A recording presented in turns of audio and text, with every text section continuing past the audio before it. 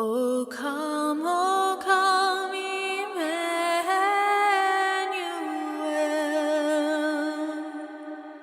and ransom captive Israel.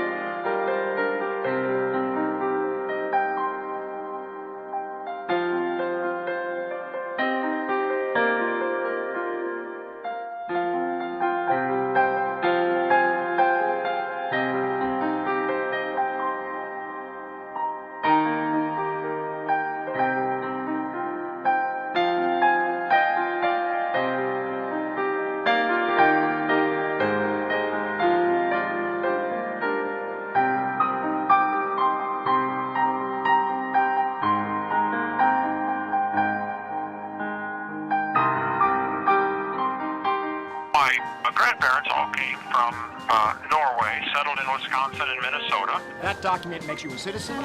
Sign here, Sergeant. Or make your mark. World War II hit. Dad joined the Marines. After World War II, Dad came home, the only survivor of his platoon, and Mom was very active in the Lutheran Church as kind of a missionary trying to reach the Jews. So Dad was an engineer, Caterpillar Tractor Company, electrical engineer. His dad had died when he was 19 after suffering from tuberculosis for many years. So Dad really didn't have a dad, and he determined with his three boys he's going to be what he didn't have. I don't think there's anything I can't do on a house or a car. Dad just taught us everything. My mom gave me a book that she had from her Lutheran college called Contradictions in the Bible. So I was a brand new Christian and thought like, whoa, I don't know, maybe this book isn't quite true. Right away I was faced with this, are there contradictions in the Bible? And so it was quite a struggle. I fell right away into the gap theory problem. So I went on for many years as the two-track mind of believing the earth is millions of years old and believing the Bible. Right away I was faced with this, are there contradictions in the Bible? Plus, I was in biology class at high school, East Peoria High School, and my teacher was a very strong evolutionist. She really pushed the evolution theory on her students. The whole public school system is unconstitutional as far as federal involvement. It shouldn't exist. It's a state issue. It's actually a local issue.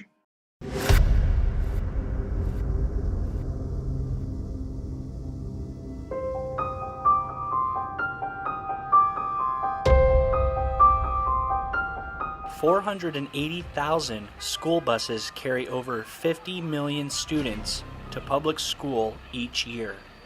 Of the 50 million students, 35 million of them are 4 years old, attending pre-kindergarten. For 14 years, our children are taught and raised by federal government employees. America spends more than any country in the world on education. Taxpayers dish out over $634 billion every year for public schools, and we are ranked 14th in the world. Why is America doing so poorly in education? What are our children being taught? And more importantly, who runs America's public school system? School spending has tripled over the past 40 years. We now spend much more than other countries, but what do we get? Fancier schools, more assistant principals, but student learning? No improvement. Look at it, there's the line. For 40 years, scores have been flat. Much more money, no improvement. This is awful. It's time to come together to get it done so that we can truthfully say in America, no child will be left behind. The emphasis was on, under No Child Left Behind, was on teaching kids how to read and not foster. There was no money in the budget, essentially, for fostering a love of reading, as crazy as that sounds. Just how to read rather than love of reading. That's it. When it comes to education, we are not a collection of states competing against one another. We're a single nation competing against the world. Any reasonable person viewing this would say that excessive force is being used.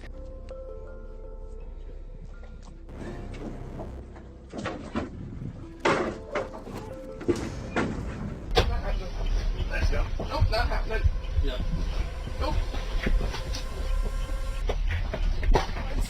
And look what happens when the gray-haired principal tries to break it up. He's body slammed by a student. Tonight, a local school teacher is facing some serious charges. NBC 10 has obtained information that details allegation of sexual assault.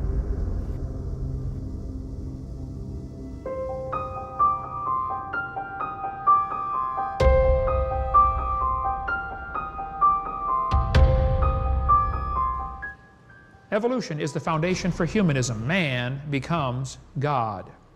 I'm God. I'm God. I'm God. I'm God. I'm God. I'm God. Hey, Gabriel, come and listen to this. Ha, ha, ha. Satan is angry because he wants to be God. It tells us in the book of Ezekiel, verse chapter 28, that Lucifer rebelled against God. And in Isaiah chapter 14, it tells us the 5 things called the I will. So Satan, I will. Basically said, I will be like the Most High. Satan wants God's job. And so because we are made in the image of God, and because he can't do anything to God, he comes after us. We're made in his image. So it's no different than people like when Saddam Hussein was toppled, they threw shoes at his statue. Well, that doesn't hurt the statue any, but the statue represented Saddam Hussein, and so since that was made in his image, they got angry at the statue. This is common tactic, and because we are made in God's image, Satan hates God, and therefore he takes it out on us, because he can't do anything to God.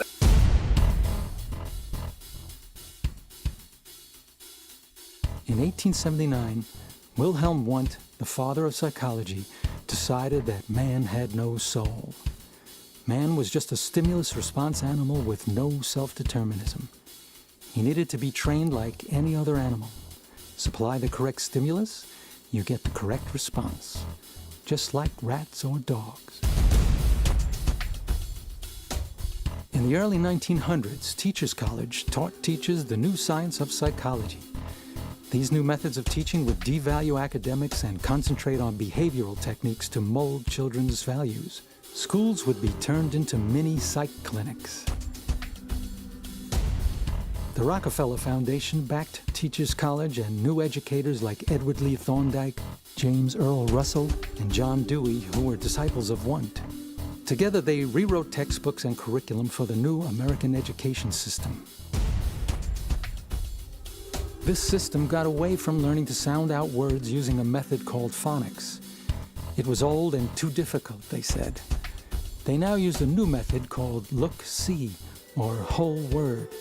All you had to do was recognize words by the way they looked, instead of learning to sound them out. And even though reading levels took a nosedive, they continued to push these new methods.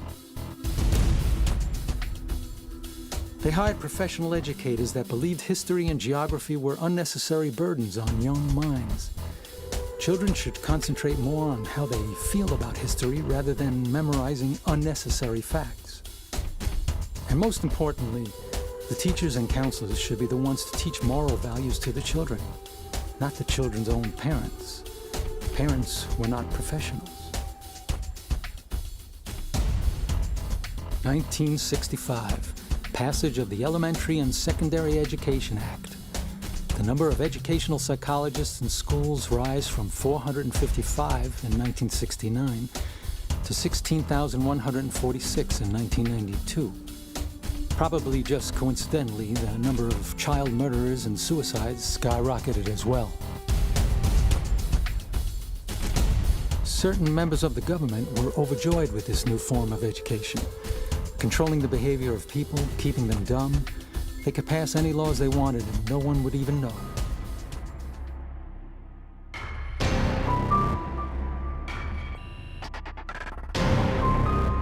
This system gives whoever is in control of the state the opportunity to mold the character of the children to their values. Whether it's Mother Teresa or Adolf Hitler is immaterial.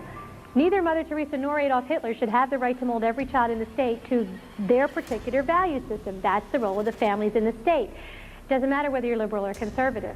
It's a civil rights issue, you're right. Behavior modification is not liberal or conservative.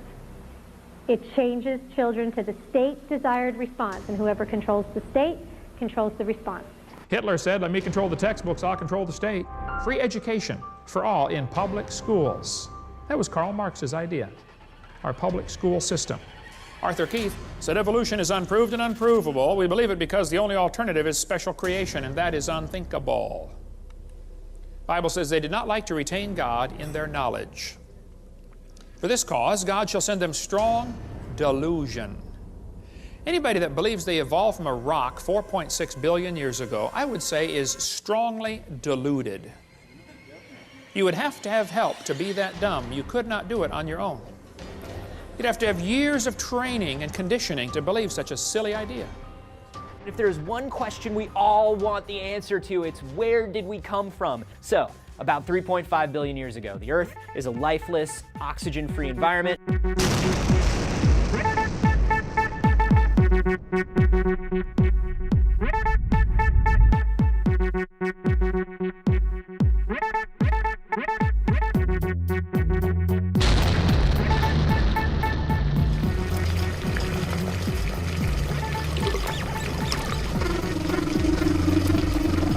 Earth's oceans at the time were filled with all kinds of minerals, including a lot of iron. If you've heard the term primordial soup, that's what we're talking about. And then at some point, bacteria form and start converting all the carbon dioxide, methane, and ammonia. So the idea is that in the soup are all the things that you need to make all life on Earth. You worthless piece of slime! You ignorant, disgusting blob! You're nothing but an unstable short-chain molecule! You foul, obnoxious moth! You have a weak electrochemical bond! I have seen some disgusting crud in my time, but you take the cake! You're just... This is what you do with your spare time. Is it possible for a person to go insane? I mean, absolutely loony? Oh yeah, it happens, doesn't it? Okay. Is it possible for an entire group of people to go insane? Can you imagine over 900 people drinking poison Kool-Aid and killing themselves? A whole group went insane. Is it possible for an entire nation to go insane? You know, like millions and millions of people go just plain old nuts? Oh, it's happened, folks. Hey, is it possible for the entire world to go insane? The world has all of us on a leash made of rules. Do this, don't do that. But it's a leash that slips right off as soon as we recognize that we don't have to do anything anyone tells us to do. Of course, if you really want to break free from your handlers, it seems like you have to do the opposite of what you've been told. A psychopath has a marked taste for antisocial behavior and never displays any remorse. They are characterized by unstable, amoral, impulsive personalities and are intolerant of any frustration. Psychopaths show no empathy towards others. I remember sitting beside a lake when I was 8 years old, watching ants march in perfect formation. And it suddenly became entirely clear to me that ants ruled the world and had only tricked us human beings into thinking that we were in charge. Do you have any idea how powerful and brilliant they must be if they've managed to deceive the entire human population? A few years later, I figured out that pets actually controlled the planet. Whenever a cat or a dog would look me in the eyes, I would think that it was communicating with me, silently bragging that it was much more intelligent than humans were. So part of my youth was spent talking to animals, telling them, I know what's going on here. I'm on to you. But I grew out of that sort of silliness. By the time I was in 10th grade, I was convinced that I controlled the weather. I didn't know how I controlled the weather, I just knew that I did. It would start raining and I would think, okay, how did I do that? I also had the ability to control time, but I didn't know how to use this ability yet. That summer, my best friend from elementary school died. Jimmy had always talked about going parasailing. He finally got the chance and his harness broke. He plummeted to his death. When I heard about it after knocking on his door, I had the same reaction I'd had when my dog Goliath died, namely, so what? But this time was different. It seemed like I should be bothered by Jimmy dying, so I started wondering if something might be wrong with me. After pondering this for several months, I realized why I was different. I had evolved to a higher stage of humanity. These sad little emotions the rest of you have, they're like vestigial tales left over from more primitive life forms. But humanity 2.0 had arrived, and you earlier models were now obsolete. A psychopath characterized by their excessive appetite for murder and the pleasure they extract from their actions. Their crimes make them feel all-powerful, to the point where they feel they'll never be caught. Started studying bomb building when I was 18. Nothing fancy yet. I got a copy of the Anarchist Cookbook. I learned to make pipe bombs. I learned to put together a homemade grenade launcher. I bought a book on disguises so I wouldn't be recognized. But it all felt a bit amateurish. So I decided to become a chemistry major in college where I could learn to build something a little more sophisticated. But my plans of becoming a bomber had to be put on hold because there are more important things in life. Anyone can blow up a bunch of random people. You don't know them. If you're sick of life dangling at the end of society's puppet strings, the killing has to start much closer to home. A fantasy, an imagined event fulfilling a profound desire. My dad was the only relative I had within a few hundred miles, so he obviously needed to die, and I had a ball-peen hammer that would do the trick. And I walked into my dad's bedroom at about 2 o'clock in the morning, Thanksgiving Day. I stood over him with the hammer, and I tried to think of one wrong thing he'd ever done to me. Nothing came to mind. So I drew back my arm and came down on him with all 230 pounds. Kept hitting him until I was sure he was dead. Then I walked outside and drove away. Kip Kinkle said, if there was a God, he wouldn't let me feel the way I do. There is no God, only hate. What happened to Kip Kinkle? Well, in 1998, Kip Kinkle walked into the cafeteria, shot 50 rounds from a semi-automatic rifle, 26 students injured, 2 killed. Later, the bodies of his parents were found in his home. He was arrested, taken to police headquarters where he attempted to murder a detective during his initial questioning. Almost right after the shooting, 5 more students within the Springfield School District in Oregon were arrested for threatening to murder students. One elementary kid shot 5 of his classmates with a BB gun. If there's a God, he wouldn't let me feel the way I do. Well, maybe if Kip Kinkle had been learning, hey, there is a God and he loves you and he's got a plan for your life and you better do what he says, maybe he wouldn't do that kind of thing. Could it be that what we're teaching our kids is causing this problem? Violent crimes have increased nearly 1,000% since I was a boy. There have been 29 school shootings in America since 1996. 29 school shootings just in the last 10 years. What has happened? Why are kids and teachers being killed and parents being killed by students? An atheist organization that is trying to spread their message to counteract the activities of Christians, such as handing out Bibles and stuff like that, is handing out satanic materials. And they want to hand out their satanic books, children's books, to schools in Florida, declaring that Jesus is dead. The Orange County School District in Florida may soon have to allow satanic books to be distributed to children, all because they allowed the distribution of Bibles in the schools. Dylan Klebold at Columbine High School and Eric Harris made a videotape before they did the shooting. On the tape, they're talking about a football player. They said he doesn't deserve the jaw evolution gave him. Look for his jaw, it won't be on his body. Klebold's father was a geologist who believed in evolution. Both of them were followers of Nazi teachings. They did the shooting on Hitler's birthday on purpose to commemorate Adolf Hitler. They shot Isaiah just because he's black. Eric's t-shirt said, natural selection. Natural selection. That's what evolution teaches. Since, if you go back a couple years to 92, there have been 235 students killed in a 10-year system, 10-year span of our school system. 10% of all the boys in schools are now threatened or injured with a weapon at school. 1 out of 10. This is one of the rarest books in the world. This little book right here, really delicate. It's done in 1782. This is the first Bible ever printed in English in America. They printed 10,000 of them. There's 22 left in private hands. This is one of them. So, one of the rarest books in the world. What's cool is this Bible, the Bible of the Revolution, was printed by the Congress of the United States. So Congress printed the first English language Bible. They said in Congress that this Bible is, quote, a neat edition of the Holy Scriptures for the use of our schools, end quote. So the Founding Fathers in Congress printed the first Bible in English, and they did it for the use of schools? I didn't think they wanted the Bible in schools. It's what we hear. It's what we've been told. The Bible was put in schools back in 1647, first public school law.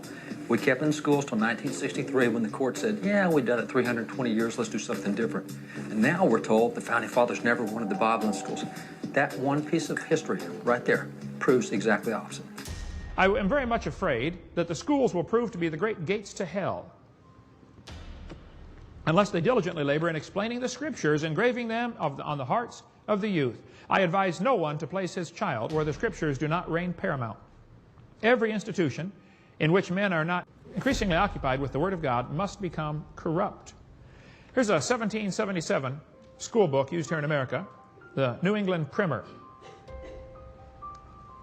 They taught the kids the alphabet using poems like this. In Adam's fall we sinned all, heaven to find, the Bible mind, Christ crucified for sinners died. Can you believe that's a public school textbook? Here's how the kids learned their alphabet again. A wise son maketh a glad father. Bible verses for all the letters of the alphabet. This is a textbook from about 100 years ago. It says, God created the heavens and the earth in 6 days. The neighbor gave me, a neighbor kid ran a paper route and threw papers. And so he said, Kent, would you like me to give you any extra papers I've got? I said, well, just one, but sure. I didn't want to take the paper because we didn't have a parakeet. And he said, so he gave me the paper, and one of the articles in there said dinosaur bones found in Montana from 80 million years ago, or something like that. And I wrote my first ever letter to the editor. I said, folks, this is not a dinosaur from 80 million years ago. This would be a dinosaur that drowned in the flood in the days of Noah. Dinosaurs are not millions of years old. They are, the whole world's only 6,000 years old. A letter to the editor. Well, man, you would have thought I had shot the sacred cow. I got called everything but a white boy in that paper for the next 6 months. Prayer is a duty, but it's vain to pray without a sincere desire of heart. God governs the world in infinite wisdom. You believe that's a public school textbook? Well, here's one today. Evolution is fact, not theory. Birds arose from non-birds and humans from non-humans. No person who pretends to any understanding of the natural world can deny these facts. Wow, something's changed.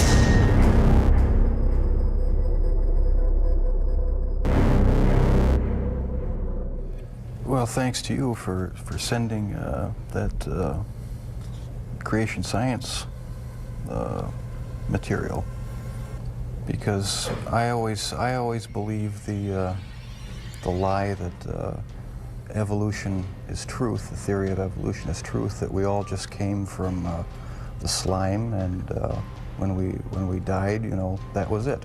There was nothing. So the whole theory cheapens life, and started reading books about that show how evolution is just a complete lie. There's no basis in science to uphold it, and I've since come to believe that that the Lord Jesus Christ is the true creator of the heavens and the earth.